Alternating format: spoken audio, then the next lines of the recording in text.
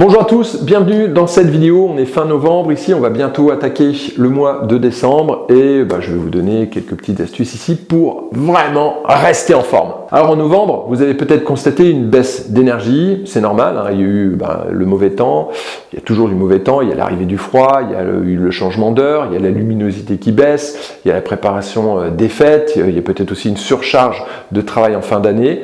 Donc voilà, on a un petit peu moins d'énergie et puis le corps se prépare aussi pour l'hiver. Alors en novembre, vous avez peut-être déjà commencé à manger un petit peu plus riche, c'est normal, hein. Vous avez peut-être aussi réduit l'intensité de vos entraînements et certainement que vous avez envie de vous reposer un petit peu plus, c'est normal. L'objectif, c'est surtout de garder un minimum d'activité physique ou de réduire l'intensité. Souvent le stretching, le pilates, le yoga sont des activités vraiment parfaites à mettre en place ici pour cette période. Alors en décembre, on continue. Ne cherchez surtout pas à perdre du poids. L'objectif, c'est vraiment de préparer votre corps à perdre du poids. L'entraînement en résistance doit vraiment dominer avec 80% de musculation et 20% de cardio. L'objectif, c'est de préparer vos muscles à être de vrais foyers à calories pour février. L'été, en fait, se prépare là ici, dès maintenant. Le cardio, lui, en ce moment, il est juste là pour décompresser. D'accord ? Et puis n'oubliez pas, bien sûr, la marche qui fait des merveilles pour votre santé mentale et l'humeur. Alors au niveau de l'alimentation, maintenez vraiment une alimentation équilibrée, surtout principalement la semaine, et puis réservez aussi des moments de plaisir quand c'est l'occasion, tout simplement. Remplissez votre assiette de légumes de saison, comme vous savez le panais, il y a les poireaux, il y a les potimarrons en ce moment, la carotte, la patate douce, par exemple. Privilégiez des protéines maigres et ajoutez des graisses saines, comme par exemple des noix, de l'avocat ou de l'huile d'olive. Le matin, vous le savez, continuez, privilégiez un petit déjeuner salé qui doit être riche en protéines et en bonne graisse pour activer votre dopamine et bien commencer la journée. Alors moi personnellement, en ce moment, mon petit déjeuner préféré, je me fais une petite crêpe, je mets 2 œufs dans un mixeur, je rajoute dedans de la farine de patate douce. Vous pouvez rajouter la moitié d'une banane si vous voulez, vous mixez tout ça, vous faites une belle petite crêpe.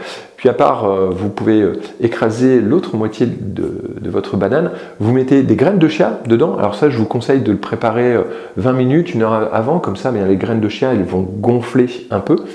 Vous mettez ça tout simplement sur votre crêpe, vous pouvez y rajouter des noix, des amandes que vous avez concassées, puis ensuite un fruit, ça peut être un kiwi par exemple.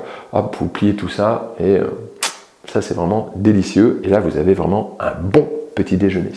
Au niveau de l'hydratation, avec le froid, on a tendance à moins boire.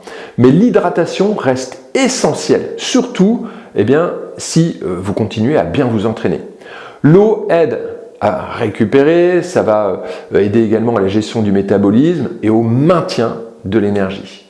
Donc pensez à boire régulièrement, même si vous n'avez pas soif, pour bien soutenir votre corps. Et ensuite, c'est vrai que en janvier, c'est souvent le mois où on dit c'est le mois des bonnes résolutions, mais sachez qu'en fait, c'est maintenant que vous devez vraiment réfléchir sur votre avenir. Qui vous voulez être et comment allez-vous y arriver. Donc, préparez janvier en fait vraiment dès maintenant. Et pour ça, faites-vous accompagner. Si vous pensez essayer de vous entraîner tout seul, vous risquez de rencontrer tout simplement des obstacles. Ça fait 27 ans que je fais ce métier et croyez-moi, même si vous pensez tout savoir sur la remise en forme, vos croyances vont vraiment vous empêcher d'atteindre vos objectifs. Un coach va vous bousculer, va vous mettre au défi et surtout vous donner un plan d'action qui va être évolutif. Et ça, vous ne le ferez jamais, jamais, jamais tout seul. Donc voilà, des petits conseils simples. Si vous en avez d'autres, surtout, allez-y, lâchez-vous dans la zone de commentaires. Dites-moi également quel est le premier conseil que vous allez mettre en place. Et moi, je vous dis à bientôt dans une prochaine vidéo. Ciao, ciao. Bon mois de décembre!